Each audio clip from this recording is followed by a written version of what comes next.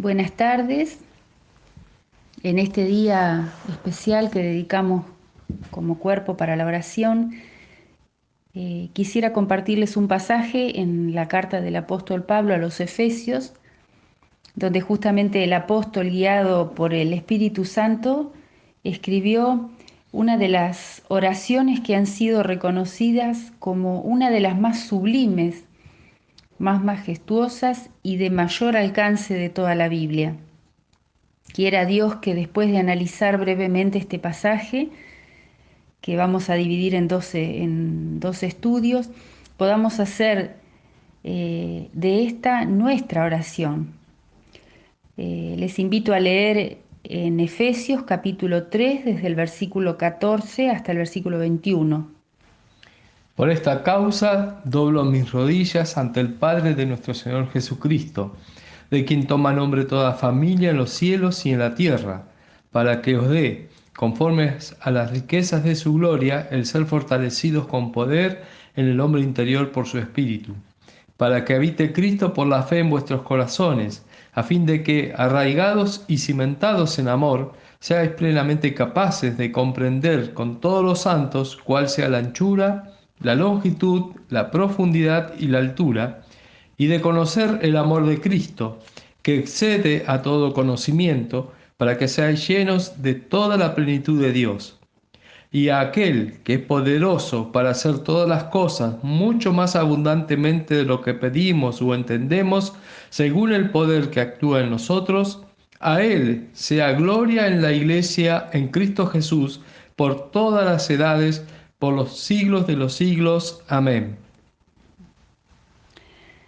Pablo comienza esta oración diciendo: por esta causa doblo mis rodillas ante el Padre de nuestro Señor Jesucristo, de quien toma nombre toda familia en los cielos y en la tierra.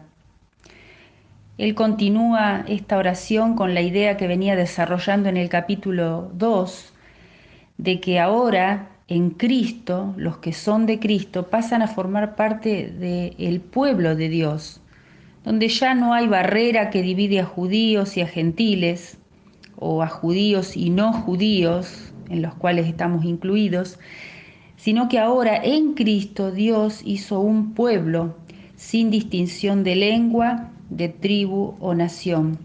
En Cristo no hay enemistades. Dios nos ha hecho cercanos a Él, unidos entre nosotros, una gran familia.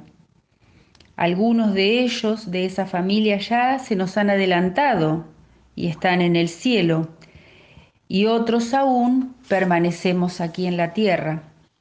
Pablo nos recuerda quiénes somos en Él, en Cristo, y por causa de lo que somos, de lo que tenemos en Él, el apóstol eleva este ruego, clama con confianza, pero también con un corazón postrado ante Dios.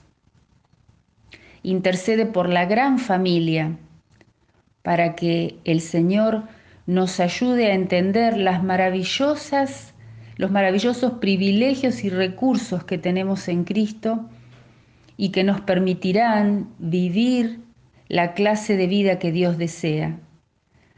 A continuación vamos a analizar una de estas tres peticiones. Hoy vamos a hacer una, el próximo jueves haremos las otras dos peticiones que el apóstol hace en favor de los miembros de esa gran familia.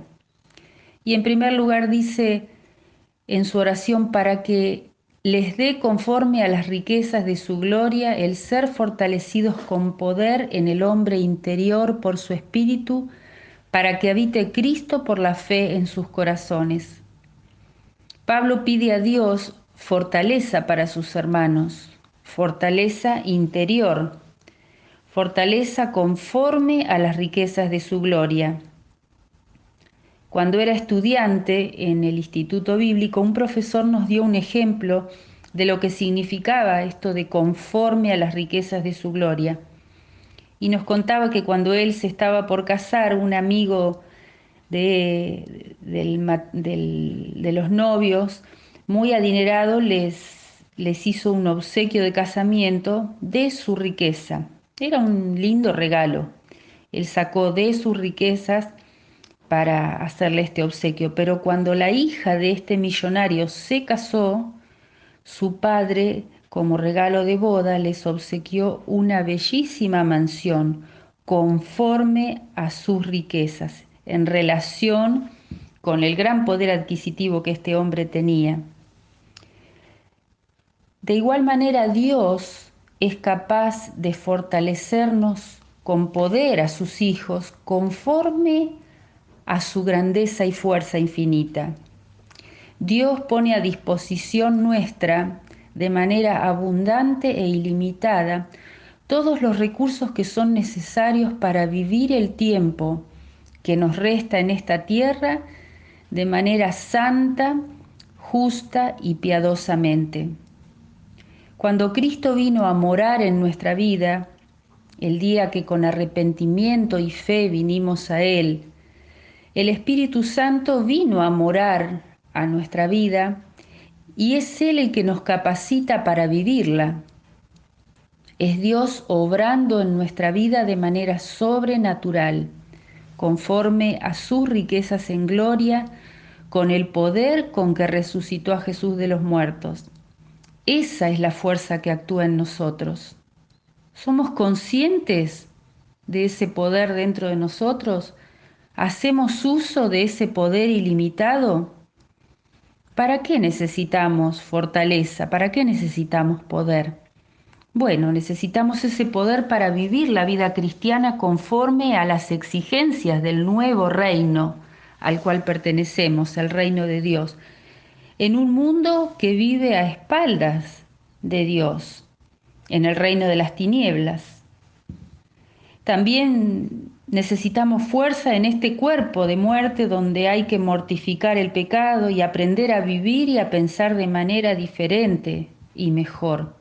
Necesitamos fuerza para controlar los pensamientos pecaminosos, fuerza para poder vencer la tentación, para obedecer a Dios y su palabra, fuerza para soportar las pruebas, para aceptar con gozo los planes de Dios, fuerza para amar al prójimo, fuerza para vencer los miedos, para vivir en santidad, fuerza para poder practicar la justicia y las buenas obras. Dios provee los medios para vivir de acuerdo a las demandas divinas. Pablo deseaba fervientemente que sus hermanos fueran conscientes de esa fuerza sobrenatural que tenían a su disposición para que su carácter, sus vidas, su mente, sus palabras, sus acciones, todas sean cada vez más parecidas a Cristo. Y Pablo continúa en el versículo 17, en la primera parte, diciendo, para que habite Cristo por la fe en sus corazones. Ahora, ¿por qué Pablo dice que habite Cristo por la fe en sus corazones? ¿Ellos no eran cristianos acaso? ¿No vivía Cristo ya en sus corazones? ¿Cómo es que pide nuevamente que Cristo habite por la fe en sus corazones? Aquí la idea de habitar en este versículo es la de vivir o morar confortablemente. Un pastor da un ejemplo que grafica muy claramente lo que significa esta palabra.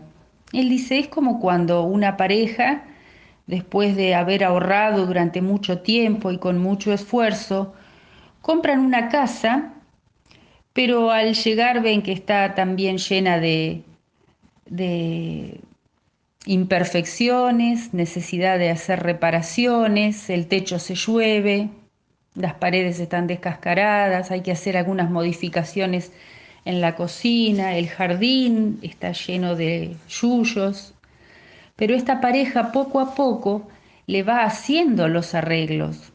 Comienzan con el cambio de techo, cortan los pastizales en el jardín, van arreglando canteros, contratan un pintor para reparar y arreglar las paredes, hacen las reformas necesarias, poco a poco hasta hacer que la casa quede cada vez como un lugar más agradable para vivir.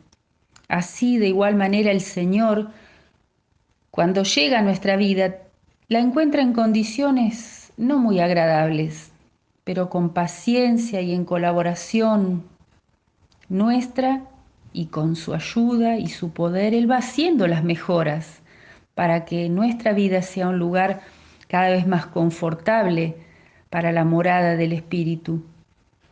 Esto es lo que se conoce como una santificación progresiva. Esta tiene lugar de manera paulatina, donde el cristiano es copartícipe con el Señor. Dios, a través de su palabra, nos va iluminando, por medio de su espíritu, nos va mostrando qué áreas de nuestra vida es necesario que cambiemos, o sean lugares donde necesitan ser limpiados,